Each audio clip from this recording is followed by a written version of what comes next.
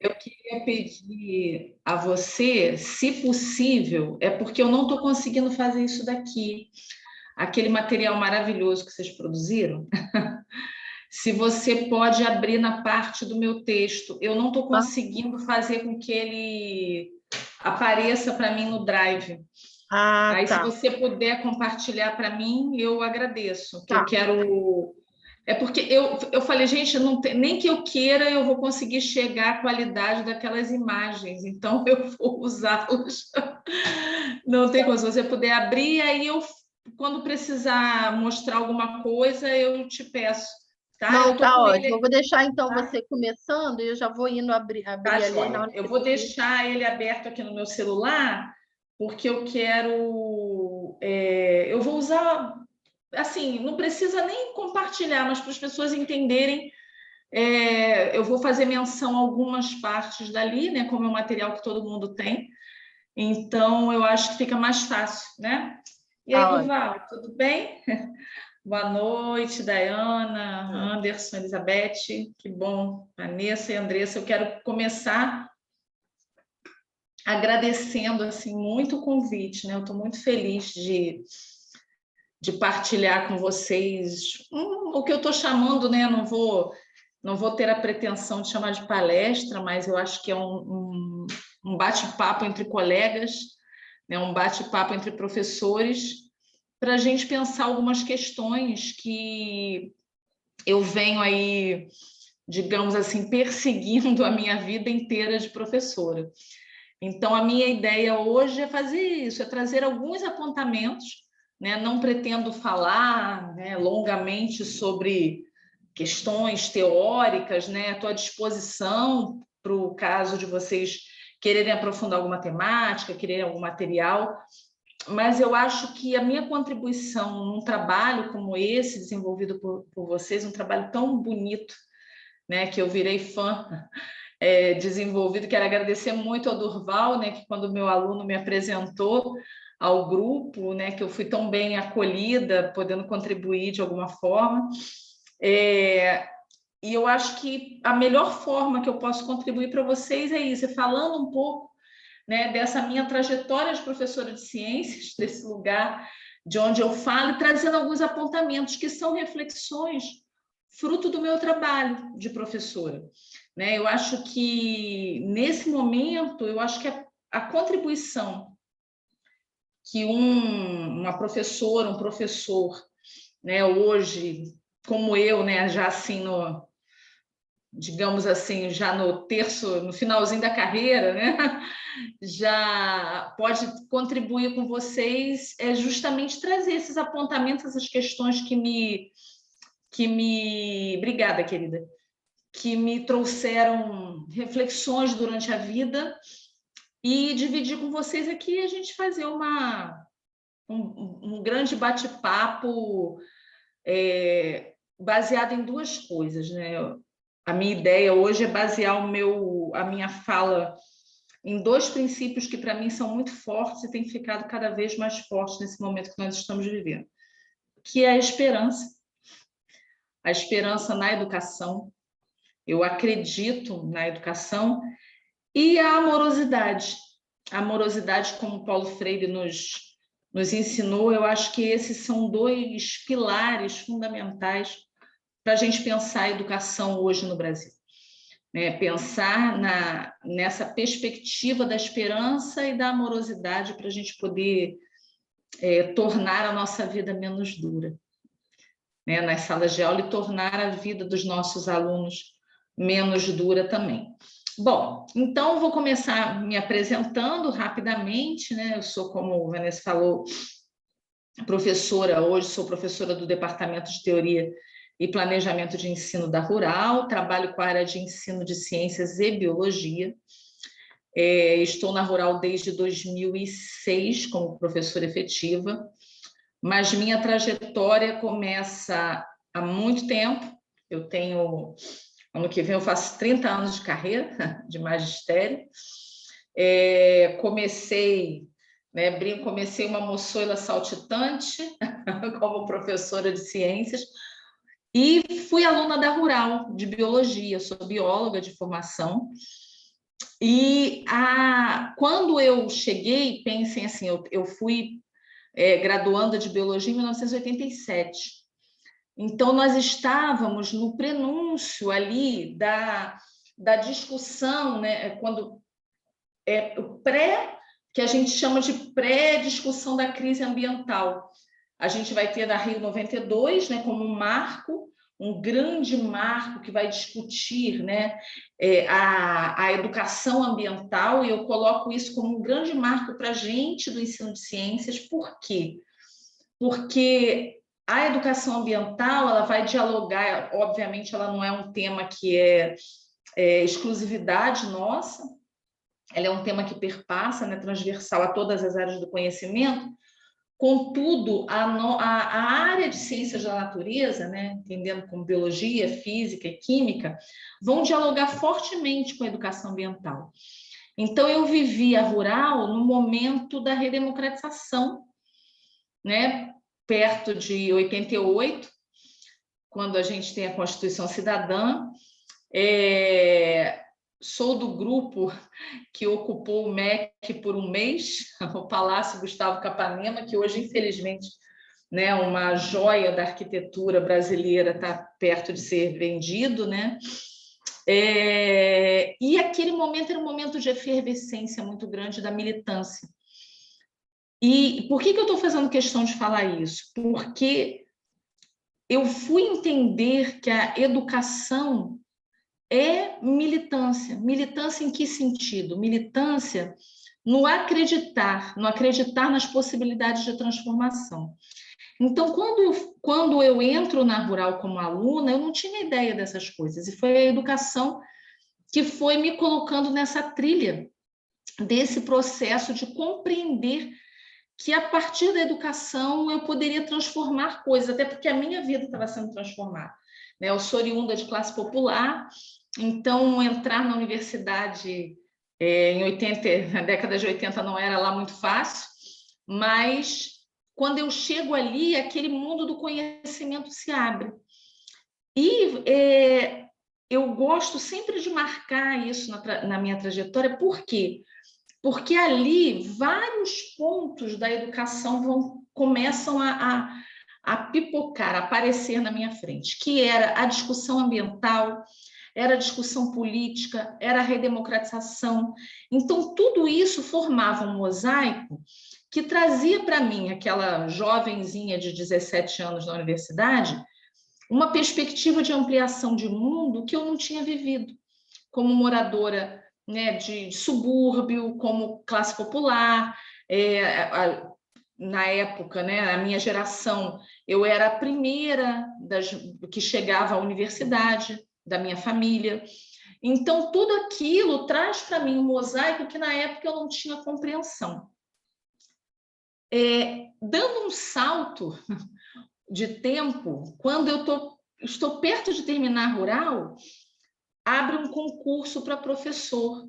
Eu sempre gosto de contar essa história para os meus colegas professores, porque querem nos fazer acreditar, ainda hoje, né, gente, ainda hoje, em todos os níveis, seja no nível básico, no nível universitário, que professor é um ato de sacerdócio, é um ato amoroso, então a gente faz qualquer negócio, né? E eu questiono sempre isso com os meus alunos. Eu quero ser uma excelente professora, mas eu quero ser uma excelente professora com excelente salário, com excelentes condições de trabalho.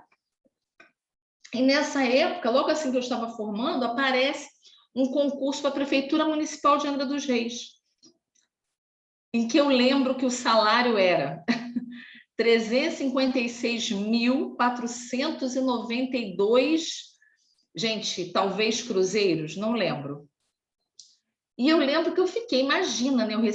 Eu não tinha nem formado ainda, eu falei, nossa, que salário maravilhoso, vou fazer esse concurso.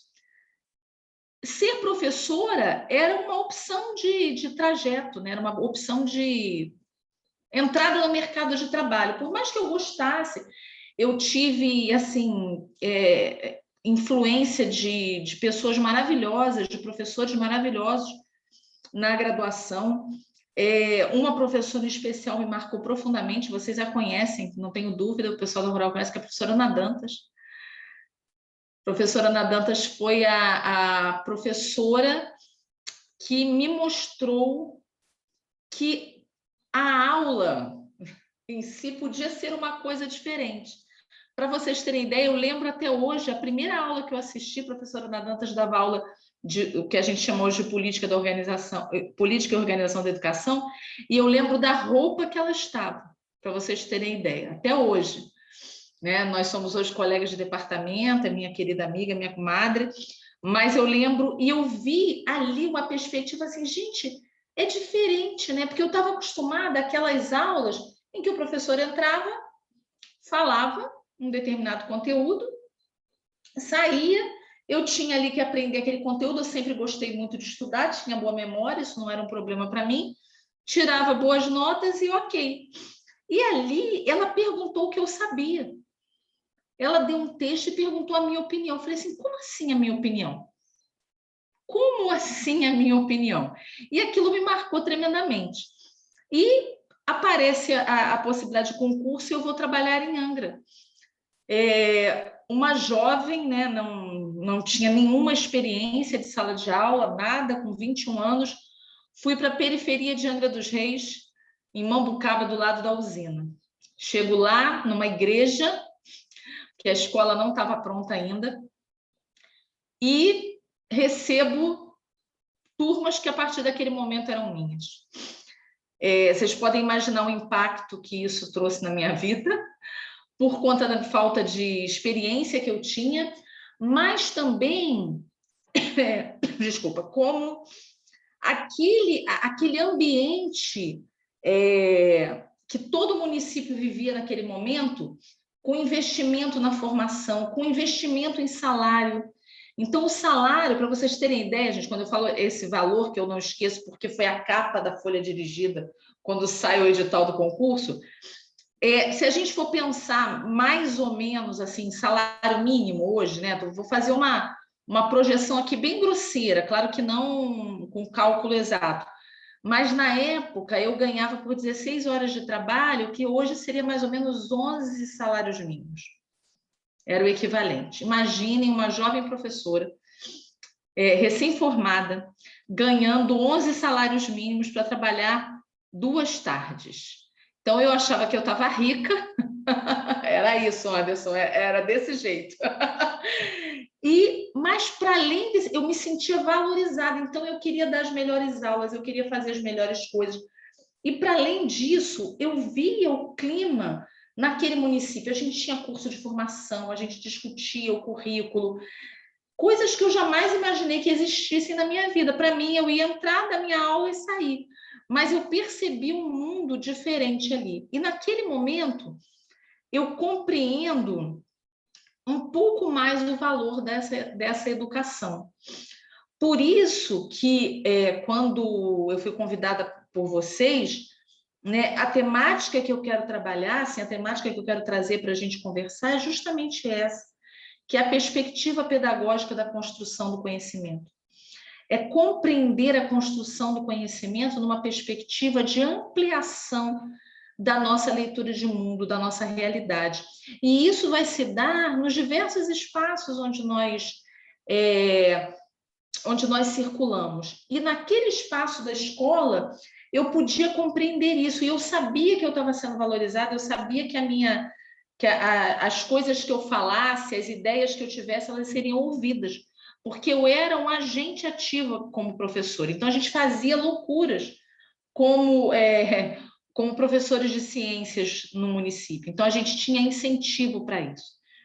Por que eu quero marcar isso, gente? Porque nós, professores, somos sempre muito culpabilizados quando não dá certo. Somos nós que levamos, né, a culpa quando a educação não está bem, quando as coisas não estão bem. Mas, quando dá certo, ninguém lembra, né? Raramente se lembra que os professores estão ali todo dia dando o seu melhor, né? Independente do que aconteça. Então, uma das coisas que eu acho fundamentais para a gente usar como um marco de pensamento para a gente hoje aqui na nossa discussão, é justamente a ideia de que nós somos agentes de transformação. Não nos deixem tirar essa possibilidade. Então, isso, né, como professora de ciências que fui da educação básica por muitos anos, eu posso afirmar para vocês, nós conseguimos fazer a diferença. Nós conseguimos fazer a diferença na vida dos nossos alunos quando a gente entende a construção do conhecimento como algo que é um instrumento de transformação. Então, essa é a perspectiva que eu acho importante de nós trabalharmos aqui. E, para isso, é fundamental que nós, cada dia, né, no material que vocês receberam, que tem lá o texto, eu vou tentar... Deixa eu ver aqui se eu consigo abrir aqui. Bom, daqui a pouco eu mexo nisso, para não me perder aqui no roteirinho que eu fiz. Então, e aí, quando a gente está numa sala de aula,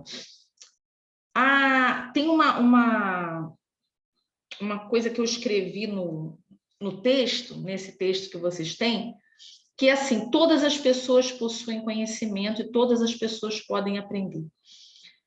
E eu quero entrar nessa segunda fase da fala, quando eu estou dentro da sala de aula, construindo a minha trajetória de experiência, construindo pontes entre aquilo que eu aprendi na graduação e aquilo que eu estava vendo ali no dia a dia. E, de repente, eu tive espaço de experimentação no seu sentido amplo. Eu pude testar, fazer coisas com os meus alunos que me permitiram me formar como a professora que hoje eu sou, formadora de professores. E tem uma história muito interessante que eu sempre gosto de contar, não sei se o Durval vai lembrar, porque esse é um texto que a gente trabalha, que é como eu vou parar como bióloga na formação em educação, no mestrado em educação. Eu tinha uma turma de 7ª série à época, né? Hoje seria o 8º ano. E só um minutinho, gente, desculpa. E na biologia, nas ciências, naquela época, na 7ª série, a gente trabalhava corpo humano. Né? Era a 5ª série ecologia, ar, água, solo, ecologia, 6ª série seres vivos, 7ª série corpo humano, 8ª série física e química, que eu adorava. Todo mundo sempre me dava as 8ª séries para eu poder trabalhar, porque eu sempre gostei de trabalhar física e química. E aí, eu tinha uma turma muito boa de alunos excelentes, alunos fantásticos. Fala assim, parece até que eu estou brincando, né? A gente falar uma turma de escola pública, de periferia, que eu tinha alunos maravilhosos e fantásticos, né? A gente fala assim, meu Deus, que lugar é esse? Mas eu tinha. E essa turma especial tinha os 2 alunos que eram considerados os melhores alunos da turma, o Bruno Borges e o Vitor de Almeida. Vitor, inclusive, é meu amigo até hoje, ele faz física, trabalha na Petrobras. Bruno também é um querido, então os homens já pais de família. E eu dei aula de célula durante um mês, né? Era célula, tecido, eu ainda fazia as coisas de forma bem tradicional. E aí, assim, na divisão curricular, né? E fiz várias coisas, fiz esquete de célula, fiz esquete mesmo, gente, esquete teatral. As crianças simulavam organelas, a gente fez célula com sucata, fizemos loucuras, porque a escola tinha acabado de ser inaugurada, a gente não tinha ainda laboratório, mas a gente fazia loucuras naquele local. E aí, no final de um mês, eu pergunto assim, e esses alunos, em especial, eles eram alunos que iam para bibliotecas, eles eram alunos que, na hora do intervalo, eles estavam lá estudando. Sabiam tudo, gente. Eu perguntava, função da mitocôndria, eles sabiam me dizer. Função do retículo endoplasmático rugoso, eles sabiam me dizer. Eu falava, gente, eles sabem tudo, são ótimos. O Bruno era a melhor nota da escola. Aí, no final desse mês de trabalho de célula, que eu ia passar para tecido, eu pergunto na turma assim, gente, aí, tudo certo? Né? Todo mundo entendeu tudo? Tem alguma dúvida para a gente, na aula que vem, a gente começar com tecido? né? Vamos juntar as células e vamos estudar tecido. Aí Bruno vira para mim e fala assim: Lana, entendi tudo, só não entendi uma coisa. A célula está dentro ou está fora da gente? No momento em que ele pergunta isso, gente, eu senti assim, fisicamente, como se tivesse aberto um buraco, eu tivesse caído. E eu não consegui responder, eu nunca consegui responder isso a ele. Eu brinquei outro dia com os meninos, falei assim, gente, eu tenho que terminar aquela aula com vocês, depois de 30 anos quase, porque eu não consegui responder. E naquele momento surge o seguinte questionamento para mim. Eu dei boas aulas, eu fiz coisas fantásticas, eu dei o melhor que eu podia. Eu levei materiais, eu inovei, nós fizemos coisas maravilhosas, a gente viu vídeo, a gente criou esquete, maquetes, eu fiz tudo que estava ao meu alcance como professora. E ele não aprendeu. O básico, né? Não tinha aprendido o básico. E eu fiquei muito mal com isso e voltei a estudar, para tentar entender por que aquilo estava acontecendo. E eu percebi, depois de muitos anos de estudo, que qual era a questão, né? Eu não vou nem chamar de erro meu, mas qual era a questão? Eu ainda continuava trabalhando a construção do conhecimento numa perspectiva unilateral e unidirecional. Eu fazia coisas maravilhosas, eu falava, eles participavam, eu trazia informações, mas em nenhum momento, até aquele momento, eu tinha perguntado a eles o que eles sabiam sobre aquilo. Em nenhum momento eu tinha deslocado, e eu era uma professora bacana, que gente, até hoje eles são meus amigos, eu não era uma megera que fazia coisas terríveis, não, eles gostavam, eu era muito jovem, né? Quase da idade deles, eles tinham 14, eu tinha 21, então era assim, nós tínhamos uma relação maravilhosa, os trabalhos eram muito bons, eles sabiam tudo, mas eu ainda continuava com a minha perspectiva unilateral de construção do conhecimento.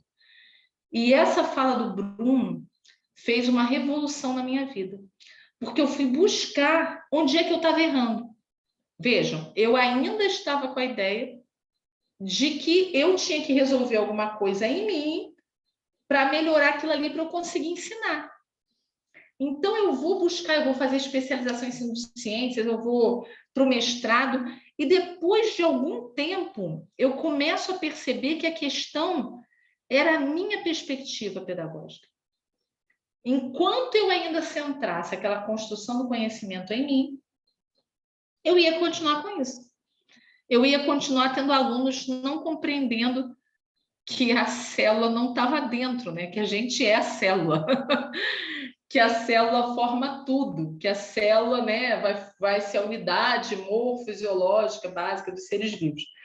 E nesse momento eu comecei a mudar completamente a minha perspectiva de professora e passei a partir sempre do que meus alunos sabem. E isso foi a grande virada de chave da minha vida de professora, a minha grande virada de chave da formação, da minha formação como profissional. A partir daquele momento, eu sempre, até hoje na graduação, eu vou partir do que os alunos compreendem sobre aquilo que eu estou falando, porque é fundamental nós compreendermos como professores como eu investigo. Já te digo, Elizabeth, eu falo já, eu concluo e a gente começa a contar causa, pode ser? Eu quero concluir justamente para a gente poder dividir aqui isso. Então, eu vou compreender naquele momento que eu precisava mudar aquela perspectiva de trabalho, mudar aquela perspectiva parando de partir de mim para que voltasse para mim mesma e fazendo aquilo que Paulo Freire vai chamar de compreensão dialógica. Porque muitas vezes a gente acha que o dialogar com os nossos alunos é simplesmente eu falar assim, gente, por exemplo, vou falar de conteúdo de biologia, que para mim é mais fácil, né? Vamos supor. Gente, célula é a unidade morfosiológica básica de seres vivos composta por citoplasma, núcleo e membrana. né? Então, a gente vai dar esse conhecimento básico, aí a gente explica, a gente fala, os alunos entendem, os alunos respondem. Contudo, se eu não compreender o que eles entendem que é célula, antes de eu apresentar, isso é só uma perspectiva unilateral. Eu, uma vez, lembrei aqui de uma situação que exemplifica bem isso. Eu estou lendo aqui, estou rindo, né? O segredo, né? Vou falar um pouquinho que não é um segredo, né? Eu acho que é realmente essa mudança de perspectiva, mas já vou partilhar com vocês. Eu estava dando aula já na Rural e eu tinha um aluno de biologia que estava dando aula na EJA. Tinha um contrato numa escola com EJA. E a gente foi fazer estava bombando a época no programa do Ratinho os testes de DNA. Né? Ou seja, todo mundo já deve ter aqui, né? Isso, papagaios de 10 alheias, né? Isso aí. Então, na época, assim, estava bombando essa história do DNA no programa do Ratinho. Um boom, né? Todo mundo comentava isso, né? Os alunos das escolas públicas comentando. E aí nós fomos fazer um levantamento para entender o que aqueles alunos da EJA achavam que era DNA. Então, nós fizemos uma pesquisa e o que apareceu, gente? Que DNA era uma substância do sangue que servia para a gente descobrir quem é o pai de quem. Então, agora vocês imaginem, eu chego na sala e falo, gente, DNA é o ácido desoxirribonucleico, né? Imagina, eu já apresento esse nome, né? Aí falo, ó, tá no núcleo da célula, está aqui, né, no cromossomo, e serve para isso, né? Ok, os alunos vão ver o ratinho todo dia, gente. Então, o que eles vão compreender? O que vai ficar mais forte para eles? O teste do DNA, que é feito com o quê? Com sangue. Então, se eu falo, está no núcleo da célula, é o material genético. Não, gente, como é que faz? Não tira com sangue? Na maioria das vezes não é um exame de sangue que se faz. Então, se eu entendo primeiro isso, se eu primeiramente sei o que eles pensam, eu consigo construir a minha perspectiva pedagógica de forma diferenciada. Sim, exatamente, Elizabeth, era terrível. Outra coisa que na época foi muito difícil, gente, novela Clone. Por exemplo, né, como é que a gente explicava que não dava para fazer um clone numa clínica do porte do Albieri, né? Aquele cientista né? Como é que é o nome dele? Juca de Oliveira, né? Que tem aquelas taturanas. Eu só lembro do Cacete Planeta, né? Olha, entregando a minha idade, né? Do alto dos meus 51 anos, falando das taturanas do Albieri, né? Então, assim, como é que a gente podia dizer isso? E contemporâneo. E aí, o que acontece? Eu lembro uma vez eu indo para o aeroporto para dar participar de um evento lá em Brasília, aí eu estou no ônibus, peguei o ônibus, eu moro em Campo Grande, aqui no Rio, né? Aí peguei o ônibus, o 398, para poder ir para o centro da cidade para pegar o avião. Eu ia chegar à noite em Brasília. Aí tô lá, né, pendurada ali no ônibus, entra uma galera no Oeste Shopping, para quem conhece Campo Grande, para pegar o 398 para descer também, acho que trabalhadores noturnos, né, que estavam indo à noite para o centro da cidade. Aí eu falava, pô, hoje não estava afim de trabalhar não, hein? Aí eu falei, eu também não. Também. Pô, manda um clone, cara, faz um clone seu. Então, todo mundo, né? A palavra clone virou uma palavra popular. Hoje qualquer um fala, manda um clone. Mas esse conhecimento, ele disputa com o conhecimento que a gente ensina na sala de aula. Por quê? Porque a gente afasta. A gente vai dar um grau de sofisticação e de uma roupagem científica valorosa que a gente vai afastar, né? O que o aluno já sabe que está no dia a dia dele com o que a gente vai trazer com isso, o academic case. E esse academic case, Anderson, ele passa para além da linguagem. Ele é a perspectiva pedagógica. Vídeo que... Gente, com toda sinceridade, qual de nós pensou que em 2021 a gente ia estar preocupados para provar que a Terra não é plana? Isso passou na cabeça de os piores pesadelos que nós poderíamos ter. Isso passou na cabeça de alguém que professores de ciências em 2021. E assim, o que eu quero pedir a vocês? Pode abrir o microfone e falar comigo, não tem... E que não tem chip na vacina. Quando é também? Não tem chip na vacina, que a gente tem que usar máscara, que é importantíssimo vacinar, que é fundamental, que tem que lavar as mãos, né? Que a gente não vai, né? Que a Terra não é plana. Gente, se a gente pensar nisso, dá um desespero de o que a gente...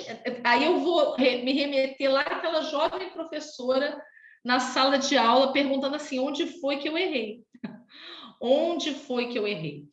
Então, eu acho que, respondendo a Elizabeth e a Vanessa, assim, essa visão de mundo, né, que me leva a crer que todo mundo sabe alguma coisa, gente, que a gente precisa dialogar com isso. Né? O aluno vai dizer para você, a Terra é plana. Ok, você acha isso? Beleza, mas me escuta. Olha aqui a minha perspectiva e verifique isso, né? Porque hoje eu acho que se a gente entrar num embate, um embate duro, a gente perde. Eu acho que hoje o diálogo é o fundamental. Não que eu vá dizer, ok, você está certa, a Terra é plana. Não, a Terra não é plana. Na minha perspectiva, me escute.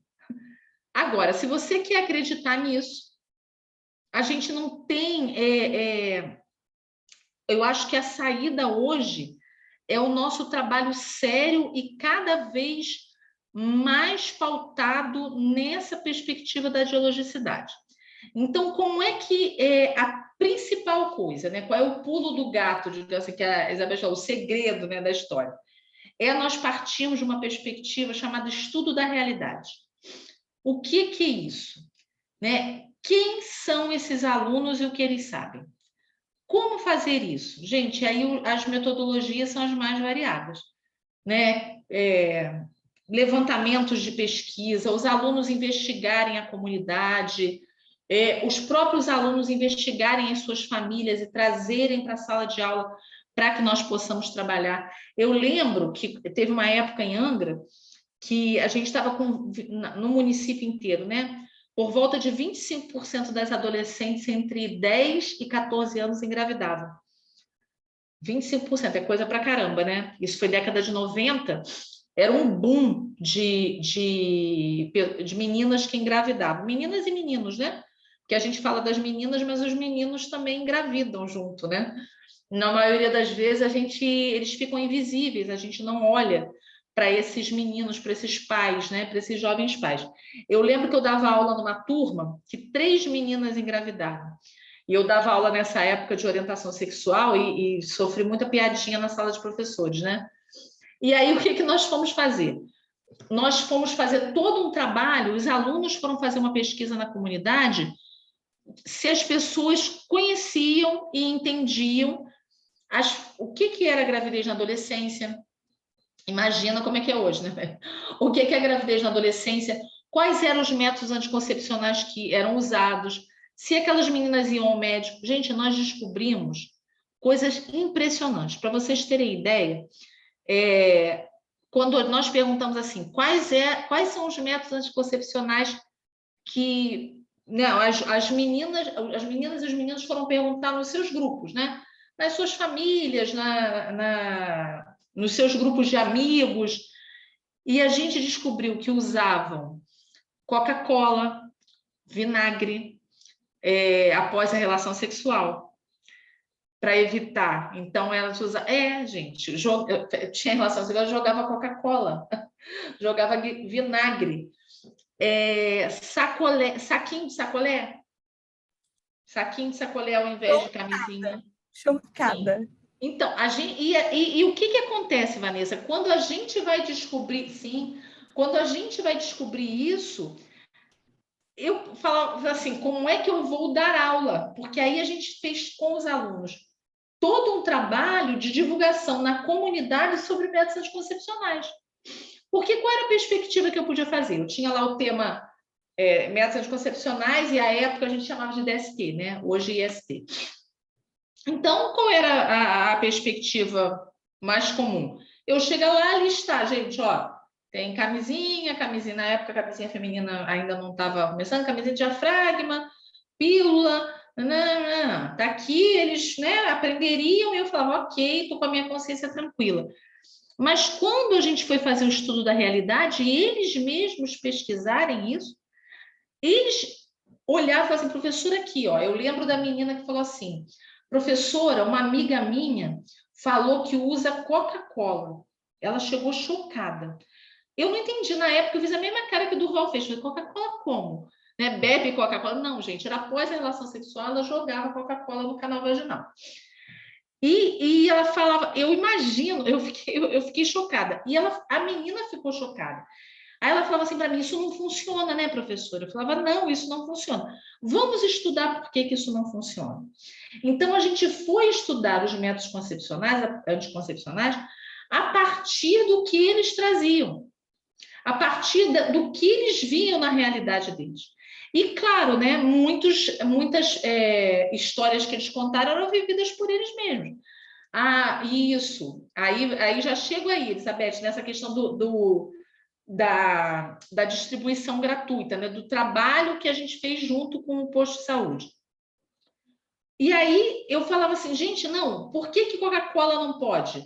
Então vamos estudar a reprodução para a gente entender que Coca-Cola não vai resolver nada, ainda vai ter problema na mucosa. Então, assim, a gente fazia um trabalho que era de saúde. Por quê? O posto de saúde distribuía a camisinha. O posto de saúde tinha programa de gravidez na adolescência? Tinha. Mas as meninas não procuravam porque tinham vergonha. Elas tinham vergonha de procurar. Então, o que a gente fez? E chegavam alunas que falavam assim para mim, professora, a vizinha da prima da irmã da minha colega, a gente já sabe que era ela, né? Quando chega assim, ela está achando que está grávida por alguma coisa. Então, o que a gente fez?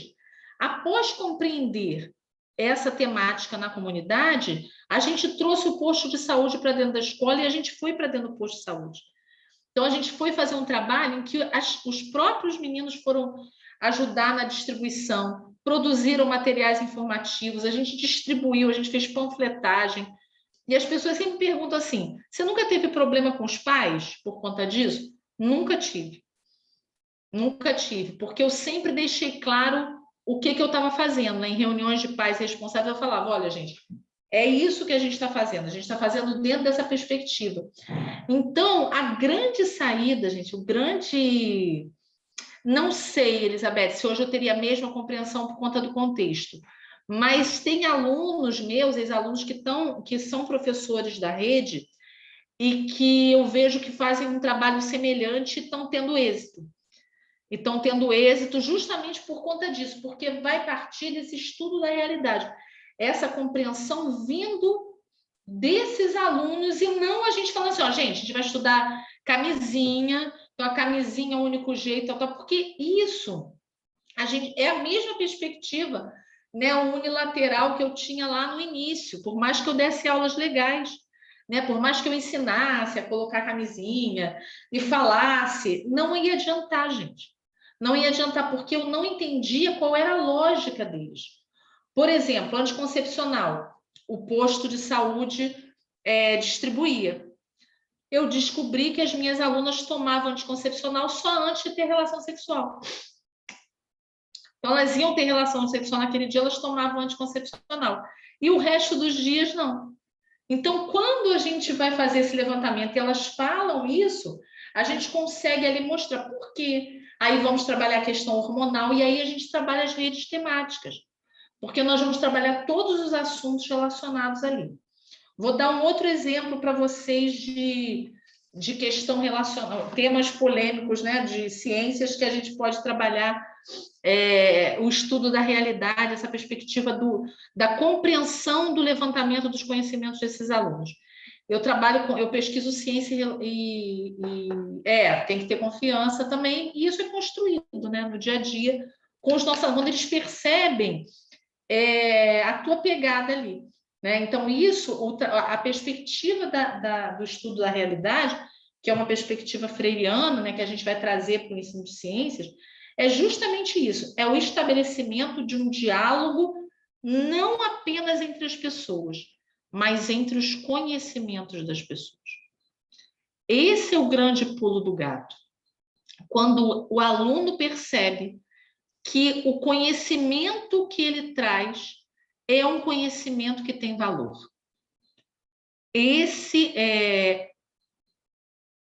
Olha, Anderson, eu tenho exemplos diferentes disso. Eu vi, às vezes, os meus alunos buscarem mais os colegas homens do que a mim, porque ficavam com vergonha. Não falaria nada disso quando tenho pânico. Mas aí, assim, e aí também a importância do trabalho coletivo, né? Porque aí, se você tem um grupo de professores atuando juntos, na época eu lembro que eu atuava, um professor de português, a professora de história e a professora de geografia, a gente fazia um trabalho juntos. Então, eu lembro, o Luiz Heitor era o professor de português. Aí, uma aluna minha, o namorado pediu prova de amor. Na época, gente, eu sou velha, né? Na época acontecia isso, né? Aí, ela veio procurar o Luiz, que era o professor de português. Aí, ele falou assim, Ana Paula. Ana Paula, procura a Lana, né, que é professora de ciências, ela vai saber falar isso melhor. E ela falou assim para ele, se a sua filha procurar você para isso, você também vai mandar procurar a Lana? E saiu, gente. Ele ficou traumatizado meses. Essa doeu até em mim. Foi terrível. E ela não me procurou. Eu tentei falar com ela, ela não falou comigo, porque a identificação dela era com ele. Então, isso acontece. Eu acho que quando a gente cria, né, esse clima de confiança, de valorização do conhecimento, isso permite. Eu sei que é difícil, gente, foi um tapão. Eu sei que é difícil, mas, assim, isso é o estabelecimento de confiança quando o aluno percebe que você está ouvindo realmente o que ele está falando, né, que você está atento. Eu lembro de eu trabalho com ciência e religião. É a minha pesquisa, digamos assim, de vida, né? E eu lembro que eu estava, na época, fazendo doutorado, e eu dava aula numa escola em Angra, não nessa, em outra, e a aluna fala assim para mim, professora, eu acho que vocês cientistas também enganam. Aí eu falava, oi? Ela era uma aluna de denominação evangélica muito, muito rígida. Ela falava assim, vocês veem lá as patas, um buraco no chão e dizem que é pata de dinossauro. Aí eu falava, vamos estudar isso? E aí eu lembro que eu fiz um júri simulado, né, um debate com eles, e eu coloquei ela para representar o cientista. E ela fez uma defesa, gente, maravilhosa. Ela foi buscar... como é que era o nome dela? Esqueci o nome da menina. Valéria, eu acho. E ela fez um trabalho maravilhoso. Por quê? Porque ela percebeu, ela se sentiu desafiada por mim. Na hora que eu falei, você vai então defender a ciência. Aí ela, tem certeza? Eu falei, tenho. Vai, você vai conseguir.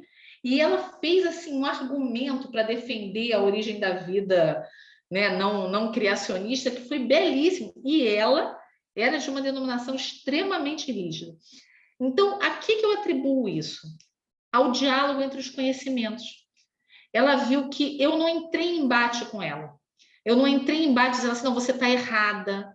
Né? Eu lembro de um professor que eu entrevistei para o doutorado, e ele falou assim, eu falei, quando um aluno te questiona sobre a questão da evolução e da criação, ele falou, eu falo logo, vai fazer biologia para vir discutir comigo, porque antes disso eu não vou admitir nenhum tipo de discussão. Então, jamais o aluno vai entrar em diálogo com ele. Agora, no momento que eu digo assim, tá bom, você não acredita em mim, mas então vamos lá, me argumente o aluno se sente valorizado no seu conhecimento. Então, a perspectiva do diálogo entre o conhecimento que a gente traz e o conhecimento que o aluno traz, quando ele percebe o valor dado ao conhecimento dele, vocês podem ter certeza, gente, que isso é de uma diferença impressionante. E para contar um último caso e abrir, né, para a gente poder conversar um pouco mais, eu lembro orientando a minha de mestrado, em que ela foi dar aula e uma menina também, de uma denominação, ela estava fazendo a pesquisa sobre a origem da vida, e uma das alunas extremamente dura, né, de uma denominação rígida, pentecostal bastante rígida, toda hora questionava. Aí no final, e ela sempre deixando a menina falar e trazendo, né, a menina para expor o ponto de vista dela e apresentando o ponto de vista científico. E aí no final, né, a gente preparou 6 módulos e no último módulo eles tinham que escrever um relatório e ela fala assim, algo assim: professora, obrigada. Eu continuo acreditando que Deus criou tudo, mas eu hoje já quero olhar outras coisas. E isso é o bacana, né? Eu não quero que ela se converta, mas ela quer olhar outras coisas, né? Eu lembro de isso, né? A gente olha para um negócio e fala assim, gente, é isso mesmo? Porque ciência é isso, ciência é dúvida, é questionamento. E a gente esquece, né? Quando a gente está na sala de aula, a gente fica investido de um poder que a gente quer trazer aquela autoridade do conhecimento e a gente esquece que o caminho é esse, né? Ele vai dali da dúvida, das idas e vindas até a gente chegar. Eu lembro de um aluno, uma das escolas que eu fiz pesquisa foi aqui em Santa Cruz, na região de Urucânia, né, que na época era considerada a região com maior índice de miserabilidade no Rio de Janeiro. Tinha, acho que, mais de 15% de pessoas vivendo com menos de $1 dia, que era o cálculo que se fazia na época. E aí eu fui para uma turma de repetentes, né, os renitentes, eram umas 608, eu acho, né, ou seja, já estavam na escola há muito tempo, e tinha um menino chamado Facada. Falaram assim para mim, gente, você vai para a turma do Facada. Você imagina, né, para fazer a pesquisa. Aí eu falei, não, tudo bem. Aí estou fazendo a pesquisa do meu doutorado, eu passava, né, as tardes na escola, estou fazendo a pesquisa do doutorado, aí entreguei como é que surgiu a vida na Terra? Aí ele me chama e fala assim, professora, você quer o fato científico ou o que eu realmente acredito? Aí eu olhei e falei, coloca os dois. E ele colocou os dois. Ele colocou Big Bang, coacervados, né? Aí colocou assim, eu não acredito nisso, eu acredito em... Aí colocou a Bíblia, o Gênesis. Mas ele colocou os dois. Ele sabia os dois. Então, se eu não, né, aquilo, claro, a turma não era minha, não era meu aluno, mas se eu não dialogo e falo para ele assim, não, coloca o científico, ou então não, coloca o que você acredita, eu não ia entender que ele sabia as duas coisas. Então, né, quando a gente olha, né, e aí vou fazer só para concluir, uma breve referência ao material, né, que vocês receberam, né, eu acho que a primeira coisa, a primeira etapa de todo e qualquer trabalho de construção do conhecimento, seja em qualquer área, mas em especial a ciência, é o levantamento dos conhecimentos dos alunos. E o levantamento e a valorização desses conhecimentos. Não levantar apenas para ver o que é errado, mas levantar para que eles possam trazer e sentir a expressão do que eles sabem. Tem um texto que eu gosto bastante, né, que foi um texto que mudou a minha vida. Depois eu mando para vocês distribuírem para eles, chamada Crise de Interpretação é Nossa. E esse texto mostra como é que muitas vezes nós não entendemos o que os alunos estão falando. Uma colega minha, que era professora de ciências ali na região da Maré, ela estava fazendo um trabalho lá e a aluna fala para ela, a moradora fala para ela assim: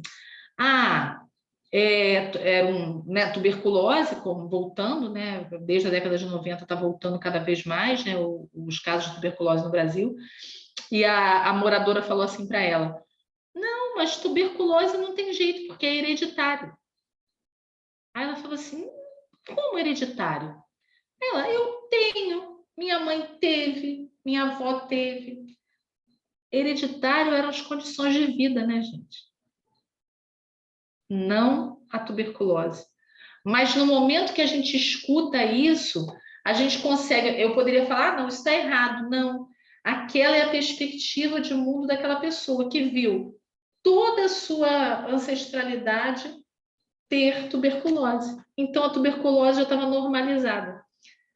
Então, quando eu escuto isso, e ao invés de tratar isso como um erro, como algo em desajuste, eu valorizo isso e falo: mas vamos entender por que então você está achando que é hereditário. E trabalho o ciclo da bactéria, tudo isso, eu consigo fazer com que esse aluno amplie a visão e consiga ler o mundo dele de uma outra forma.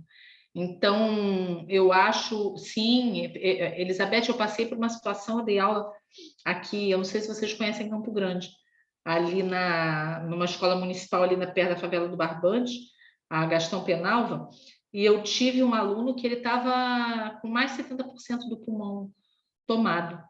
E teve um dia que eu cheguei e encontrei esse aluno com, né, a cara dentro da lixeira, tossindo, e saíram umas placas. Eu falei: gente, alguém tem que fazer alguma coisa. Aí chamei a diretora era minha aluna no curso de pedagogia à noite. E falei: a gente tem que fazer. Não, você não pode fazer. Eu falei: eu vou fazer. Eu vou fazer. Não, mas você não pode, nenhum professor pode levar aluno ao médico. Eu falei: eu não trabalho aqui todo dia, eu vou marcar um dia que eu não estou. Chamei a mãe, aí a mãe tinha tido tuberculose, aí levei aqui no Belisário Pena, né, que é o posto de referência aqui em Campo Grande. Cheguei lá e falei: ó, sou professora e esse menino está morrendo. Aí, quando fizeram, eu, né, poderia ter levado um processo, mas tudo bem. Em consequência juvenis. E aí eu fiz a médica atendeu, ele estava com 70% do pulmão comprometido pela tuberculose, e a mãe também. E aí, né, a gente fez um trabalho na escola, ele teve que ser afastado, e com os remédios, o tratamento, e ele ainda bem melhorou. Mas isso, obviamente, não era função minha, né? Eu fiz isso num ímpeto de solidariedade. Mas a gente vê isso, e os alunos, quando eu falava para ele, para a mãe, para a irmã, eu falava assim: vocês, né, têm que tomar um remédio. Eles não conseguiam compreender, porque começava, tomava o primeiro mês, tomava o segundo mês e melhorava. Aí eles abandonavam o tratamento. Então, foi uma dureza e isso virou tema de aula.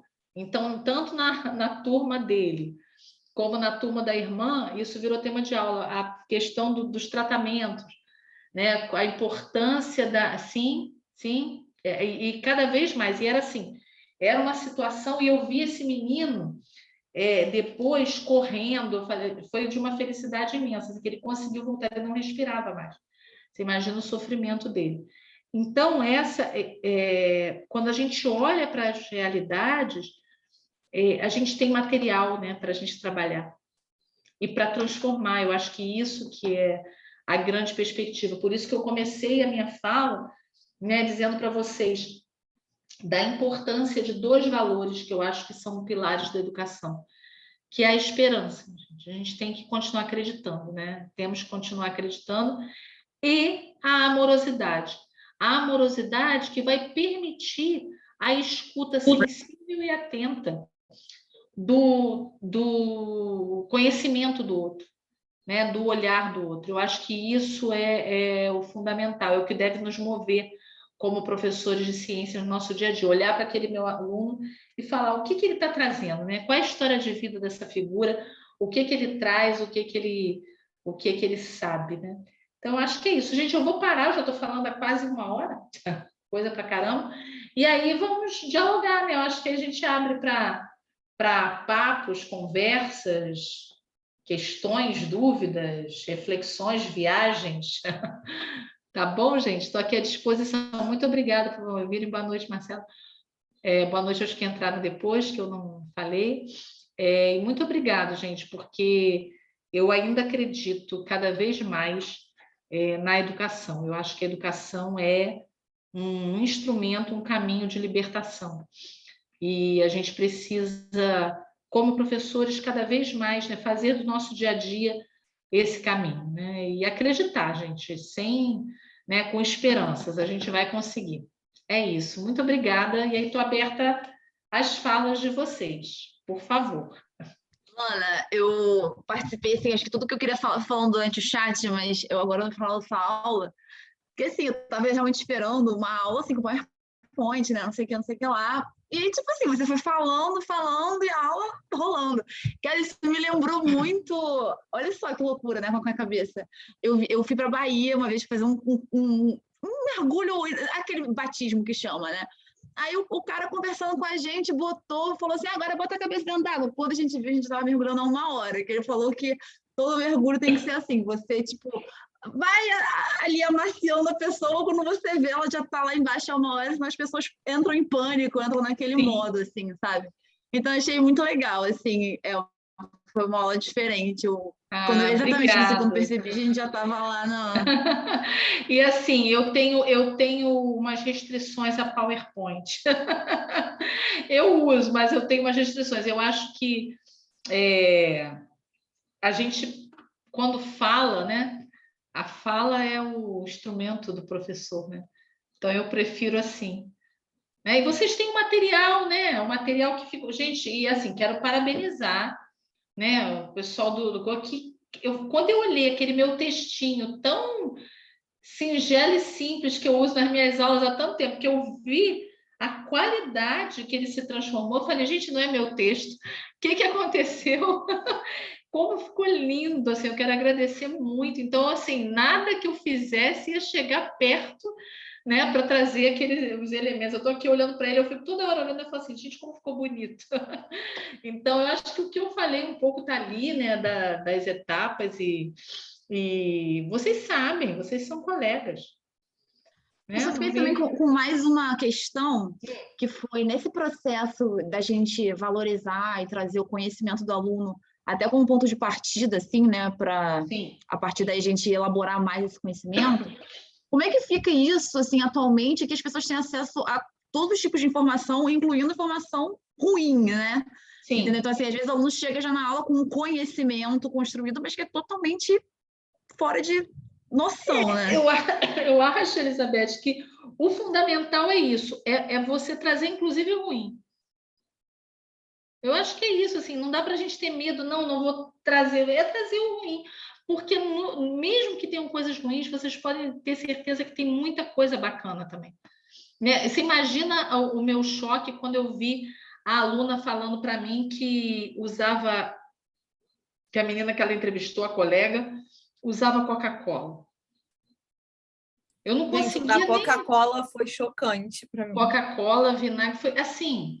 Uma aluna minha, gente, já casada, ela usava anticoncepcional apenas antes da relação sexual. Uma aluna minha, e eu olhava, e assim, aí eu já tinha dado aula, eu falava, gente, eu não posso só falar isso. Não posso só falar isso, porque eu vou falar e aquilo não reverbera. Porque você imagina, tem a coleguinha, tem a amiga, tem a mãe que faz, tem a tia que faz também. Então, a nossa capacidade de intervenção, ela é muito pequena frente ao mundo. Então, se a gente não trouxer o mundo para a sala, para que eles possam olhar e falar assim, isso aqui eu faço. Então, isso não funciona. Elisângela, nunca mais esqueço, gente, essa menina era muito figurinha, ela toda quietinha, ela sentava assim em frente, ela chegava, né, e sentava bem em frente a mim, na sala. E eu lembro os nomes, tá, gente? Eu tenho esse problema, esse pequeno defeito. E eu lembro os nomes dos meus alunos lá de trás. E aí eu lembro que Elisângela chegou, aí tinha a cadeira dela e uma de uma outra menina, de uma outra colega da turma, eu não lembro. E ela queria sentar na cadeira da amiga, mas ela estava assim. Eu dava aula depois de recreio do lado. Aí eu falei, Elisângela, senta, meu amor, vamos começar a aula. Não, estou esperando porque eu quero sentar na cadeira da fulana, não lembro. Aí eu falava, Elisângela, meu amor, senta que a gente, né? Aquela coisa que o professor com o aluno em pé, não ainda mais ela, assim, na primeira fileira.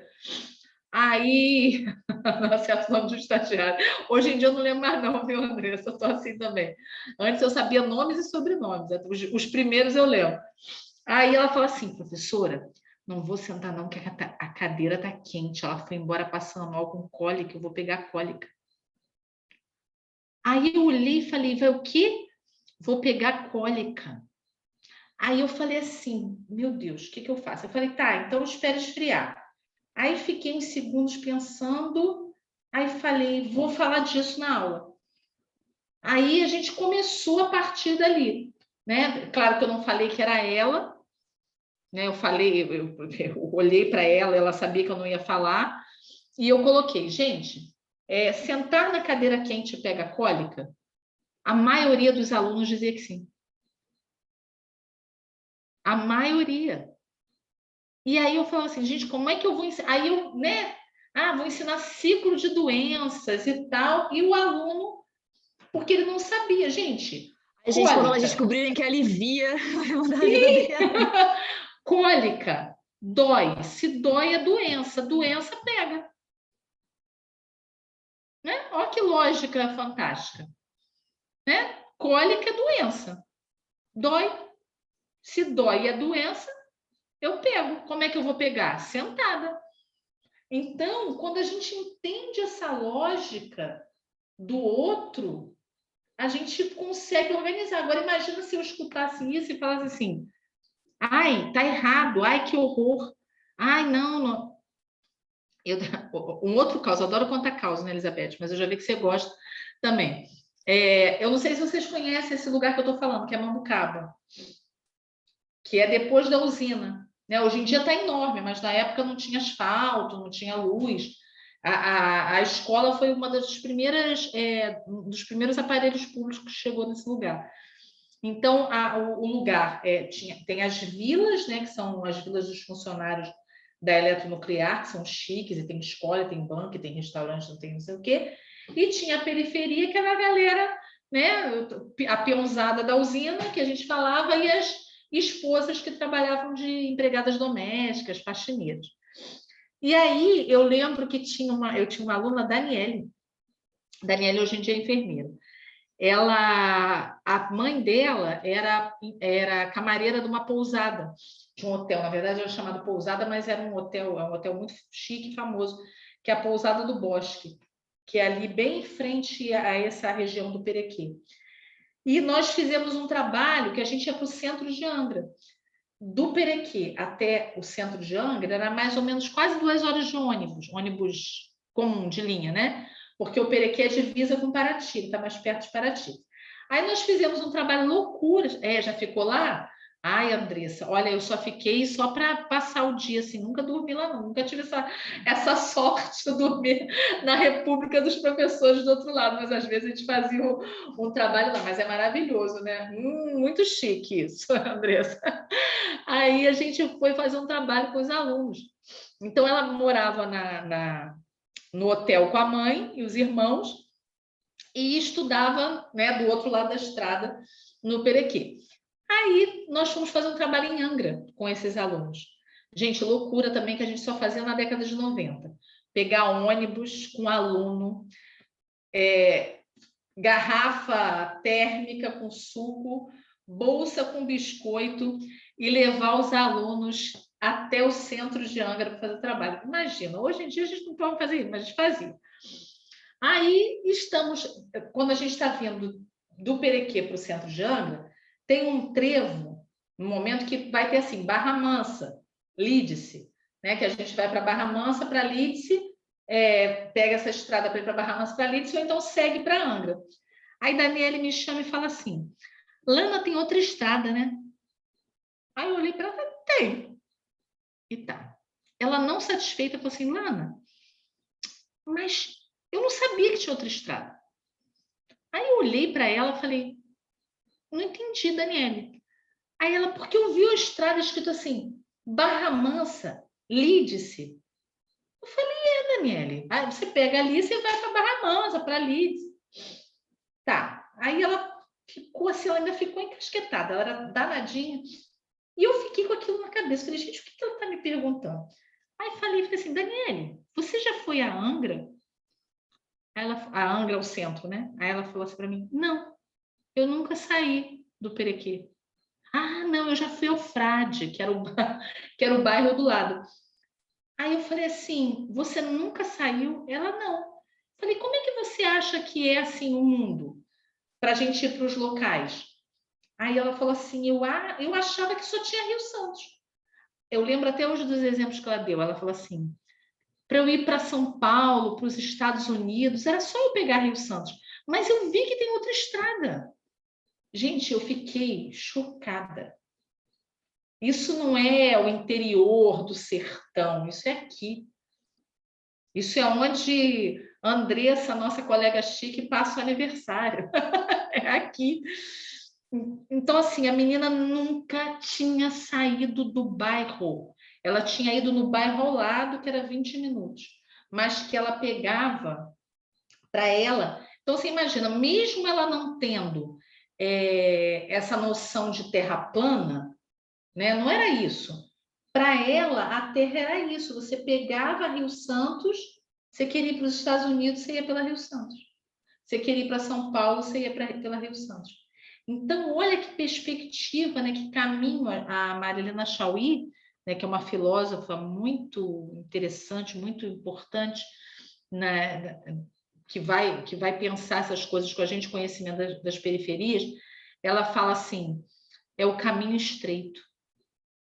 Né? O caminho de boa parte dos nossos alunos é um caminho estreito. E muitas vezes, ele só vai ter contato com esse mundo grande quando ele está nas nossas salas de aula e a gente permite, através do nosso trabalho, essa ampliação de mundo, gente. Então, isso é muito sério, né? Isso nos coloca uma responsabilidade, né? Muito grande, muito grande. É preciso ter muita sensibilidade, né, para a gente começar a lidar com isso. Porque para a gente é uma coisa muito natural, Sim. Sabe? Para você entender, lidar com aquilo de uma forma que não machuque a pessoa, mas que você consiga transmitir o conhecimento. Sim, é a escuta, né? A escuta sensível, né? O Paulo Freire vai falar disso. A escuta sensível do conhecimento do outro. Né? Você olhar e não encarar aquilo como menor, como erro. Não diminuí-lo, né? Sim, é valorizar. Até aquele conhecimento com limitações, ele é um conhecimento que tem valor, porque me permite entender a perspectiva de mundo desse aluno.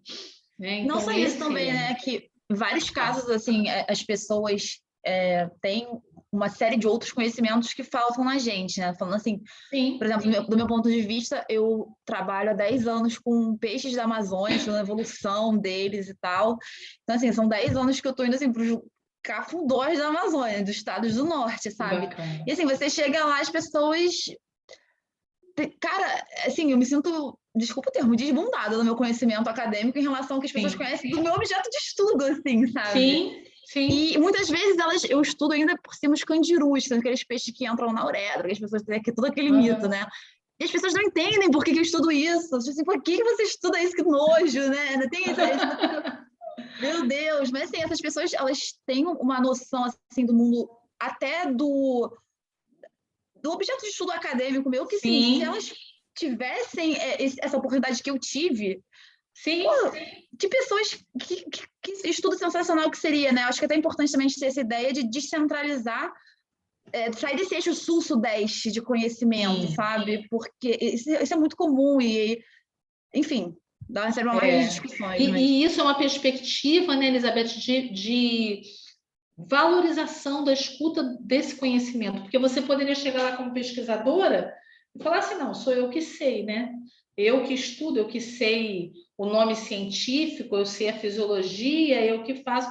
E quando você se despe, né, dessa cientificidade mais, digamos, arrogante e passa a ouvir, né, amorosamente, conhecendo, você certamente vai aprender muito mais.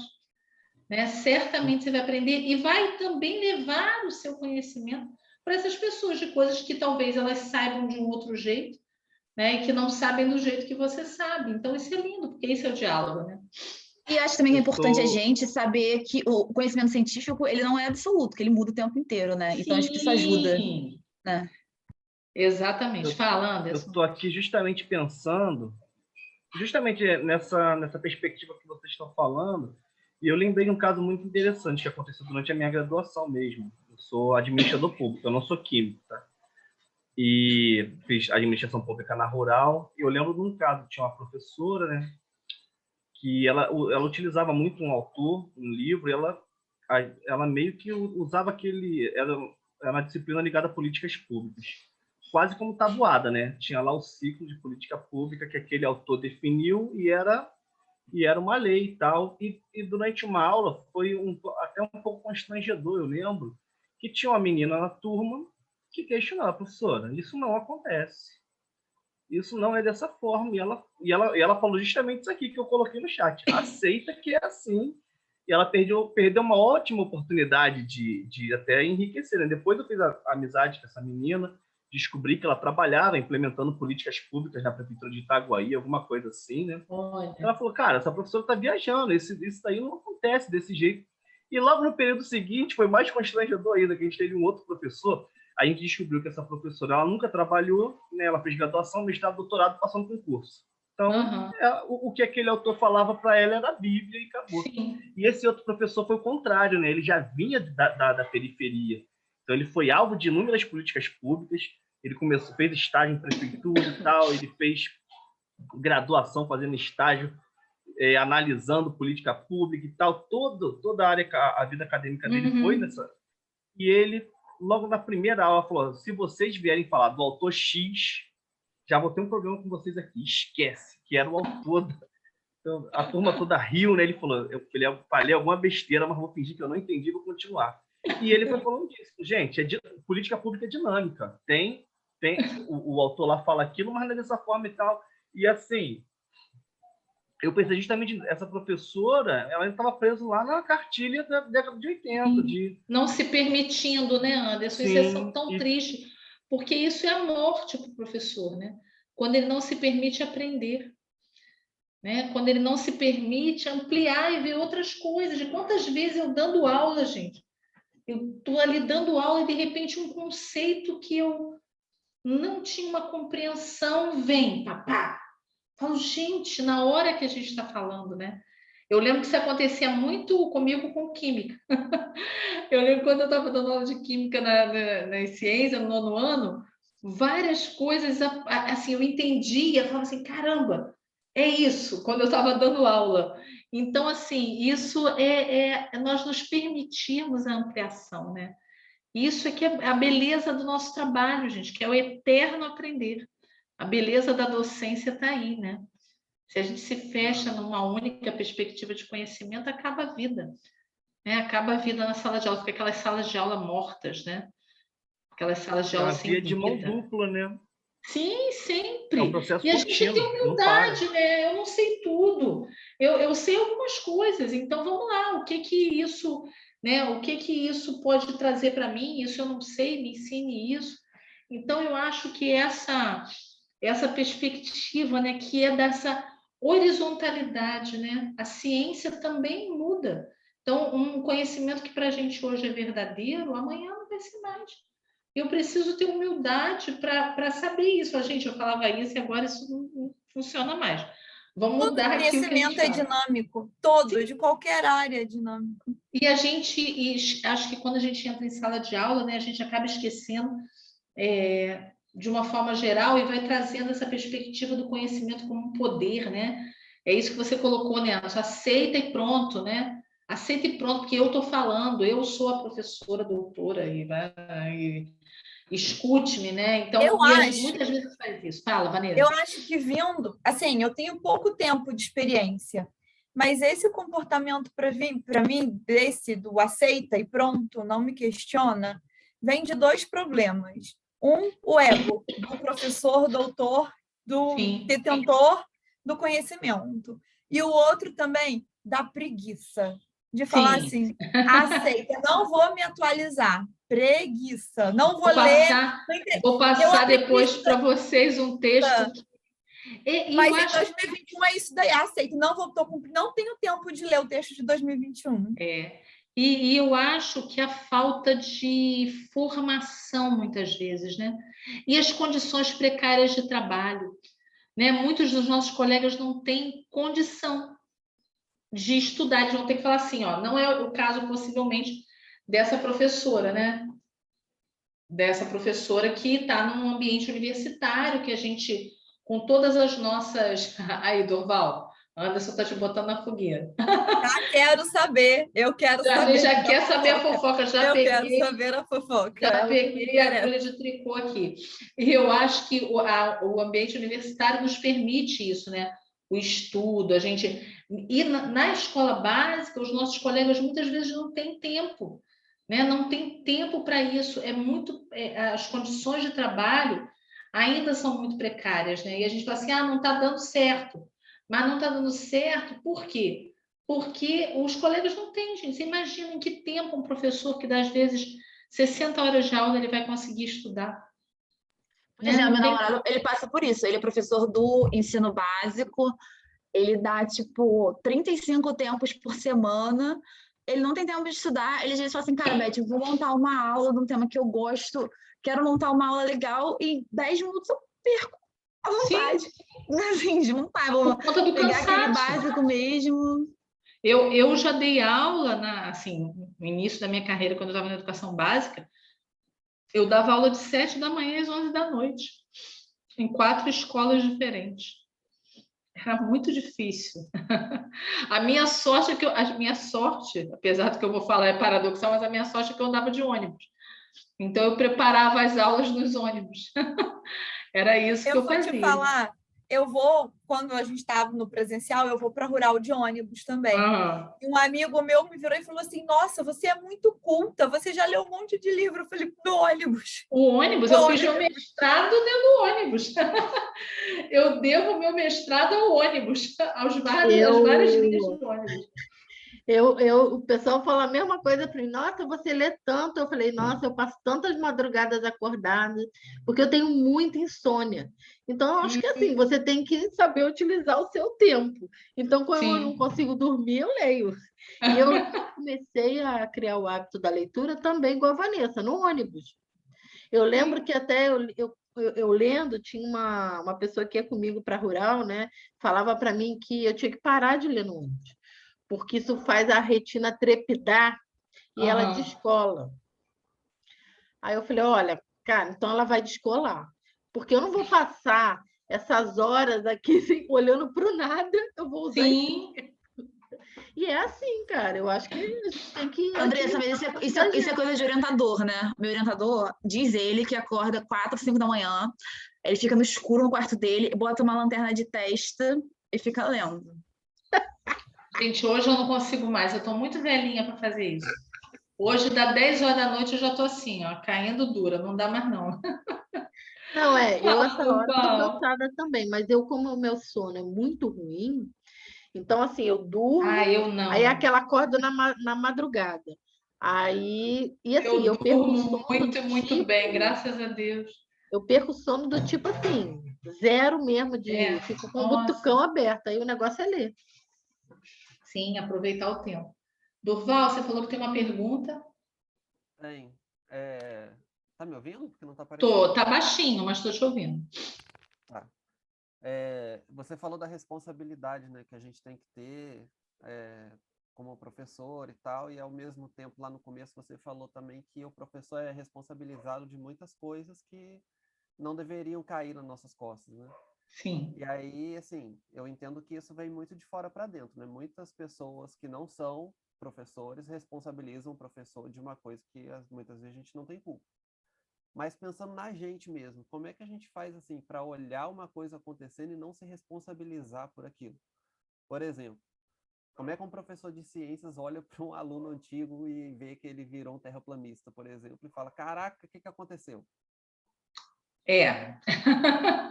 Bom, vamos lá. O que eu penso disso, tá, Durval? Primeiro, eu acho que é muito triste a gente ter hoje qualquer pessoa terraplanista, né? Eu acho que isso é muito, muito triste no mundo de hoje. Mas estamos aí num contexto de tristezas, né? De muitas tristezas para além dessa. Eu acho que fundamental é você trazer, expor, né? Do ponto de vista, vou falar pedagogicamente, didaticamente, o que eu faria? Se eu tenho um aluno e eu percebo que ele fala e ele é terraplanista. Eu criaria uma estrutura didática naquela aula para que ele apresentasse isso e para que nós tivéssemos contra-argumentos. E esses conhecimentos dialogassem. Eu acho que o que nós podemos fazer como professor é isso. Né? Não adianta eu impor, falar, não é, você está errado, porque há outras forças, há outras correlações de força, né, que estão acontecendo, principalmente hoje no nosso país. Então, é muito difícil, a gente acho que sai perdendo se a gente for para uma correlação de força de embate. Mas eu acho que a gente tem que usar a discussão científica, no seguinte sentido, ok, traga os argumentos e vamos trazer isso aqui, vamos colocar os argumentos para confrontar. O diálogo entre os conhecimentos, eu acho que é a saída primeira que a gente tem. Eu acho que é a saída fundamental. Né? Não adianta fingir, não estou vendo, não é isso, porque isso assim, gente, é a Terra plana, é a questão da vacina. Isso a gente escuta as pessoas reproduzindo. A gente está vivendo um momento que é muito desafiador, né? Eu tenho um grande amigo, que é assim, uma pessoa com, acho que ele tem 2 ou 3 graduações, tem mestrado, é um senhor já, né? E ele hoje me mandou uma mensagem pelo WhatsApp, ele já sabe que quando eu não respondo é que eu não gostei. Falando da questão das máscaras. Para não usar, e tinha todo um argumento estatístico. Aí eu olhei, eu não li, né? Só passei os olhos, não respondi, ele mandou depois assim para mim. Desculpa, já sei que é mentira. Então, assim, a gente está vivendo esse momento, né? Eu, há pouco tempo atrás, eu recebi de uma pessoa muito próxima, gente, muito próxima minha, a madrasta do meu ex-marido. O meu sogro faleceu, estava muito doente mesmo, assim, do AVC, estava acamado, e ela mora em Resende e o sistema de saúde foi lá, né, para dar vacina nele. E ela ligou para mim falando assim, Lana, eu não vou dar vacina nele, porque ele está muito doente e isso tem um chip da China. E a filha dele, né, a filha deles tinha tido Covid, e ela falava assim, hoje você chega no hospital com qualquer coisa, eles dizem que é Covid, então eu não vou dar. Aí qual foi o argumento que eu usei? Eu falei, olha, eu acho muito triste que além de estar sofrendo tudo o que ele está sofrendo, ele ainda pegar Covid e morrer de Covid. Eu fui para o sentimental, né? Expliquei, falei, olha, você acha mesmo que vai entrar um chip? Isso não adianta, gente. Eu podia usar qualquer argumento científico ali, que não ia funcionar. Aí ela falou assim, tá, você me convenceu. Aí, ok. Aí foram lá dar a primeira dose da vacina nele. Aí ela me manda uma outra mensagem de computador assim, olha isso. Aí era uma história das enfermeiras denunciando que se você chegasse no hospital, você podia estar com qualquer negócio, gente. Tinha que diagnosticar com Covid e te entubar. E ao te entubar, diminuir a quantidade de oxigenação para você morrer. E aí, você morrendo, a gente teria o aumento das estatísticas para falar mal do governo. Aí eu li aquilo, falei, só escrevi assim, por favor, não me mande mais isso. Né? Então, assim, como é que você argumenta? Eu acho que a principal saída é a gente estar nas escolas, a gente que é professor, nos espaços que a gente estiver falando e trazendo argumentos contrários, Durval. Eu acho que é a única saída que a gente tem nesse momento. Também tem isso que, assim, falar sobre isso com adulto educar adulto não é fácil, né? Acho que a Não. criança, assim... Eu já ela tem tenho formado, né? Já, e tem várias questões de orgulho, não sei o que. A criança, pelo menos, ela tem até aquele senso de admiração por aquele professor, muitas vezes, sabe? Tipo, tá em formação ainda, né? A escola é importante nesse sentido. Porque adulto, sinceramente, eu não discuto com adulto. Acho que passou, assim, de 30, eu finjo que não existe essa pessoa, se for para discutir. A gente vai nas crianças, porque eles vão trazer esses questionamentos em casa, né? E, gente, agora, sinceramente, eu acho que a gente tem como professores e professores de ciências um trabalho, assim, muito de formiguinha. A gente tem que reinventar formas do trabalho no cotidiano das salas de aula. É reinventar. É inventar, né, isso que vocês estão fazendo, que é um projeto de extensão com formação para as pessoas dialogarem, a gente trocar ideia, a gente preparar materiais, a gente falar onde a gente puder. Eu acho que é a saída, assim. A saída é cada vez mais a gente, em qualquer espaço que a gente tiver, a gente apresentar os argumentos, a gente ouvir as pessoas, até para a gente saber, porque quando a gente se fecha também, a gente fala assim, eu não quero, né? Aí a gente não sabe. Então, ouvir essas pessoas e trazer é a saída. É a saída. A gente está na era. Gente, a gente está vivendo um desafio, a gente tem que reaprender. Vamos ter que E é reaprender. uma bipolaridade, né? Eu acredito nisso, é isso. Eu acredito que tem o chip e Sim. acabou, e você é louca se você não acredita que não tem o chip. Sim. A gente está vivendo um momento dessas certezas, né? E eu acho que a nossa saída como professor é isso, é trazer, você acha isso, olha isso aqui. Não quero saber. Não, tudo bem, mas vamos olhar isso aqui, né? Vamos olhar isso, vamos olhar, você não precisa acreditar, mas olha, né? Me escuta. Eu acho que é a saída, gente. E essa tarefa, ela tá meio que assim, mais, sei lá, mais forte, ou sei lá, uma tarefa mais árdua para vocês que são dessas ciências mais duras, né? Porque a gente que é de humanas meio que já desistiu. Porque como é que contra-argumento? A pessoa chega cheia de certezas sobre a Terra ser plana, sobre a ineficácia da vacina. Como é que um filósofo, um historiador, um geógrafo, um administrador público vai contra-argumentar sem ter essa base teórica, né? Essa base. Então, eu me peguei em alguns momentos eu estudando assuntos que não tem nada a ver com a minha área para poder... Não, peraí. Não, Sim. Eu vou cortar a relação com essa pessoa que é melhor. O Durval é meu amigo pessoal, a gente conversa diariamente. Quantas vezes eu mandava mensagem pro Durval, olha isso aqui, cara, me ajuda a responder isso aqui, pelo amor de Deus. Eu acho que é isso, sabe? A gente não pode desistir de responder. A gente vai, gente, é um trabalho militante agora que a gente está. Agora isso. Assim, e com a pandemia parece que foi um boom de informações grotescas, né? A gente já vinha caminhando assim para essa coisa do terraplanismo, e agora com a pandemia eu acho que foi uma explosão. Assim, na minha casa, eu fico pensando assim, na minha casa, minha mãe não é muito de ficar mandando mensagem do Zap para mim, me perguntando. E assim, nesse primeiro ano de pandemia, cada dia chegava uma bizarrice. Aí ela, olha isso é verdade? Aí eu falo, meu Deus do céu! Como? Muito, e aí chegou um ponto que você fala, eu falei para ela, eu não aguento mais explicar, eu tô cansada. Sim, sim. Eu tô muito a gente tem que criar mecanismos assim de força, porque a gente está cansado, né? Tem um momento que a gente fala assim, o que eu vou falar para uma pessoa que diz... Eu fiquei imaginando, gente, essa história da enfermeira, eu fiquei imaginando as enfermeiras no hospital, né, com tubos, esperando você entrar, e eu falei, gente, ou seja, as enfermeiras são assassinas, né? Eu imaginei um filme de terror, né? O pacto das enfermeiras assassinas, que é um negócio que não tem nem... Você não consegue nem imaginar o sentido disso, né? Marcelo levantou a mão. Vocês conseguem me ouvir? Sim, muito bem.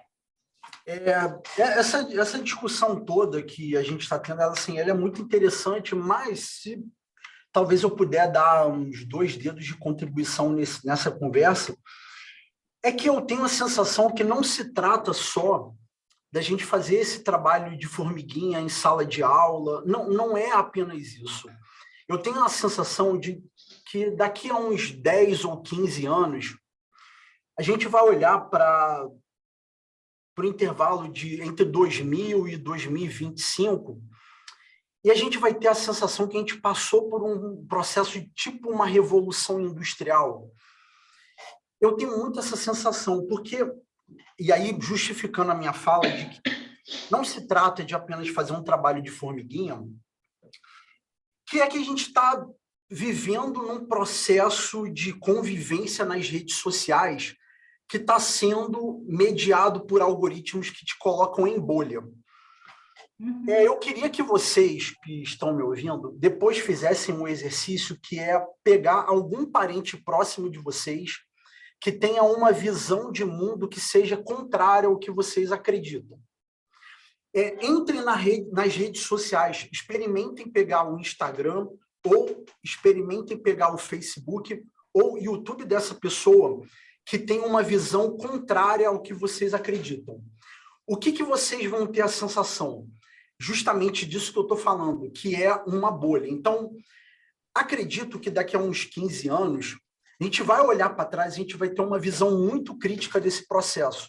Eu acredito que a Vanessa, o Anderson, a professora Andressa vão estar fazendo reunião com os professores e vão estar falando assim, olha, galera, lá no passado, lá na época de 2021, estava acontecendo assim, assado. Na época da pandemia, nós estávamos passando por um processo onde que, por conta das redes sociais, nós tivemos um problemão tão grande, mas tão grande com relação a fake news, informações de conspiração e tal, e isso gerou tanta morte, mas tanta morte, então vão surgir artigos científicos falando como que o impacto dos algoritmos gerou uma série de problemas na sociedade, e para consertar isso tudo vai ser um processo tão longo, porque a gente precisa chegar num consenso de como que vai se dar as empresas que geram todos esses recursos, né, das redes sociais, que é muito bom, né, ao mesmo tempo que ajuda a professora que é lá do Recife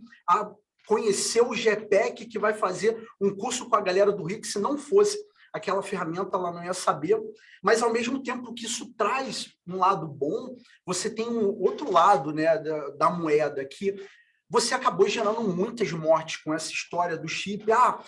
Ninguém comentou, né? Mas do chip da besta, daqui a pouco vai rolar. Porque o chip da besta tá vindo aí e tal. Enfim. Mas esse era um ponto que eu queria trazer como reflexão para vocês, que até então ninguém tocou, que é a questão dos algoritmos. Então, na minha avaliação, por mais que a gente faça um trabalho de formiguinha em sala de aula, a gente sabe que o cérebro do camarada ele vai ter um tempo que aquela informação vai ficar retida e depois ela se perde. Então, imaginem comparar o nosso trabalho com o nosso trabalho de 1 ou 2 horas em sala de aula com uma informação que vai turbinar a cabeça do cara durante 1, 2 meses, depois daquela uma aula que vocês tiveram uma proposta de falar, poxa, nessa uma aula de 2 horas de duração, vamos discutir fake news, vamos aprender isso, vamos aprender aquilo.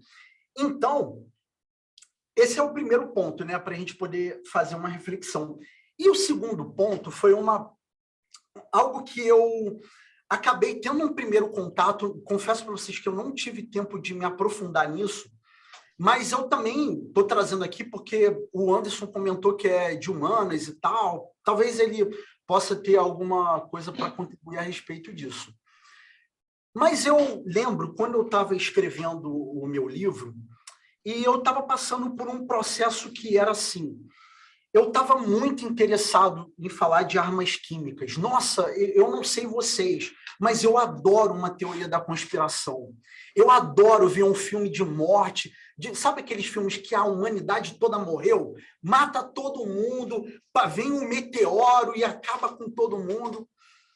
E eu, durante o livro, né, eu falei assim, nossa, eu vou me aprofundar um pouco mais aqui na questão de armas químicas e tal. E aí, para poder me justificar nisso no livro, eu procurei a informação que era o seguinte: por que a gente gosta tanto de assuntos relacionados à guerra?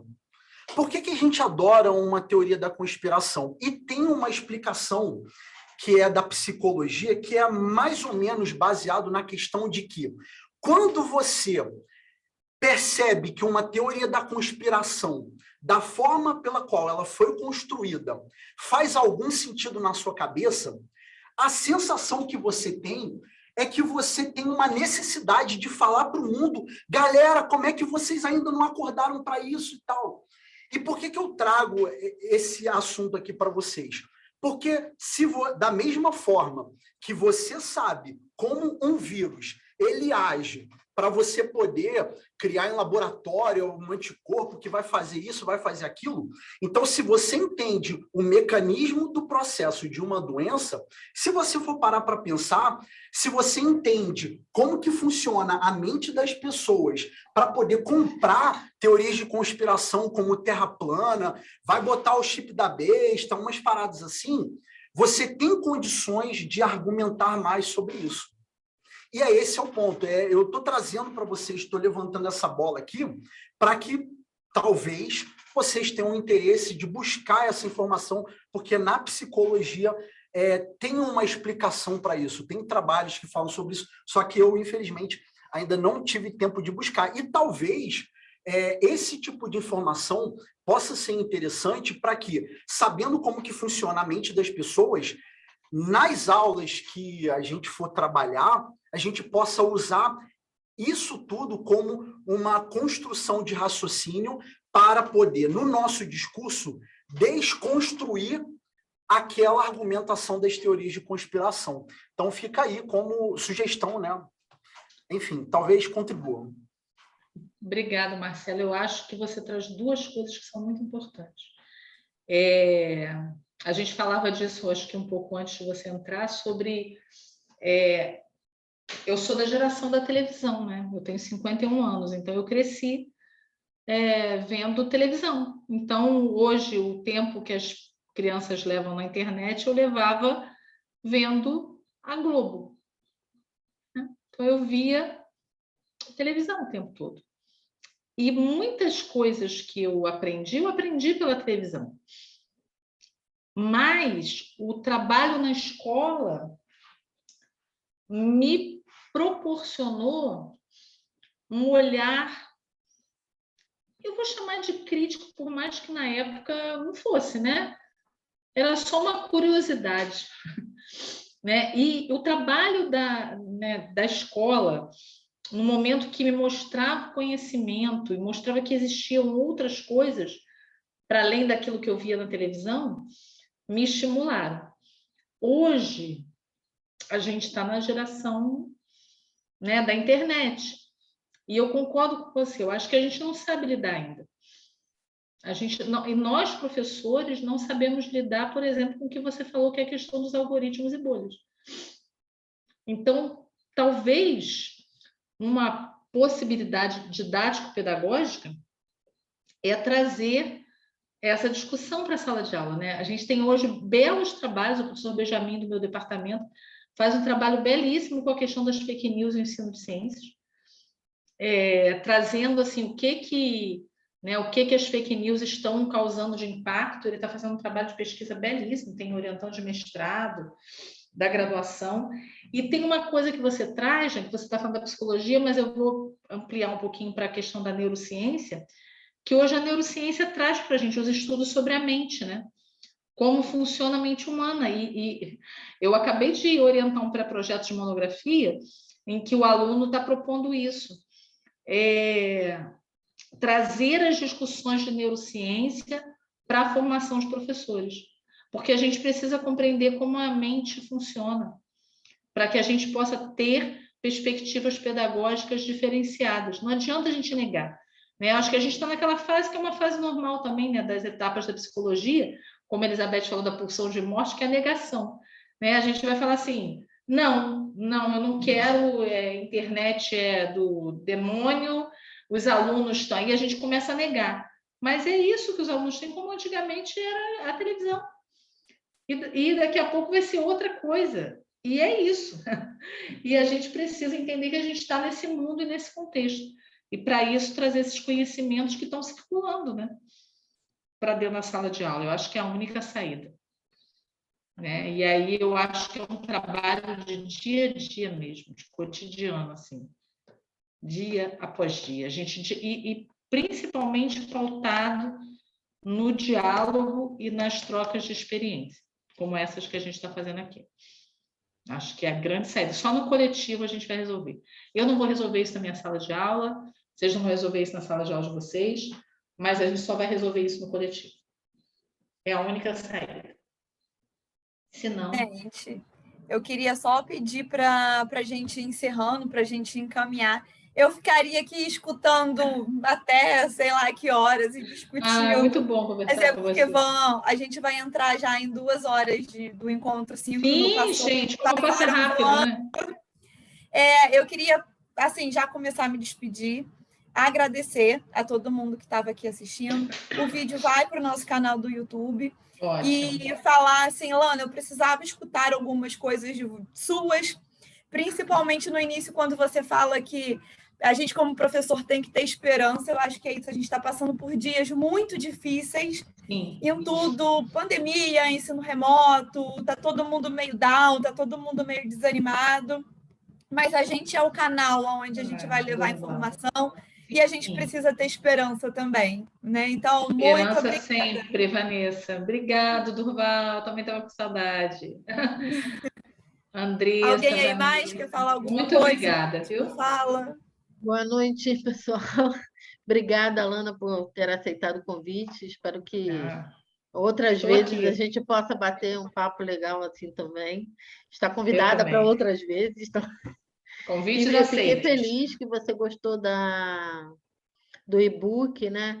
Assim, eu confesso que eu fiquei nervosa para poder mandar para você, porque, enfim, né? A gente pegar um trabalho de outra pessoa, um texto de outra pessoa e diagramar. Mas, enfim, que bom que você gostou. E agradecer ao pessoal que está aí participando. Eu estou aqui o tempo todo com a câmera fechada, porque eu tive que... Estou escutando a discussão e dando janta para o meu filho, que chegou da escola no meio da gente. Ai, meu Deus. Nossa, porque, assim, vida de mães no ensino remoto, né, a gente espera, né, para fazer as coisas depois, mas eu cheguei quando a gente começou, eu estava chegando com ele da escola. Então, é super complicado esses horários assim. Fica tranquilo. Por isso, peço desculpas por ter ficado quase o tempo todo com a câmera fechada. De qualquer maneira, obrigada, pessoal. Boa noite. Vanessa, segunda tem mais, né? Obrigada, Dayana. Segunda tem mais. Um asterisco. Durval ficou devendo a fofoca, tá? E eu não vou estar na segunda, você depois me conte essa fofoca no WhatsApp. Durval foi salvo pelo gongo, mas estamos aqui. Aguardo no WhatsApp um áudio com a fofoca. Queremos, também vamos cobrar. Tá bom, gente, Tchau, gente. Muito obrigada, viu? Um grande beijo para vocês. Parabéns pelo lindo trabalho. Espero estar mais vezes com vocês, viu? Um beijo. Nada, gente. Tchau. Tchau.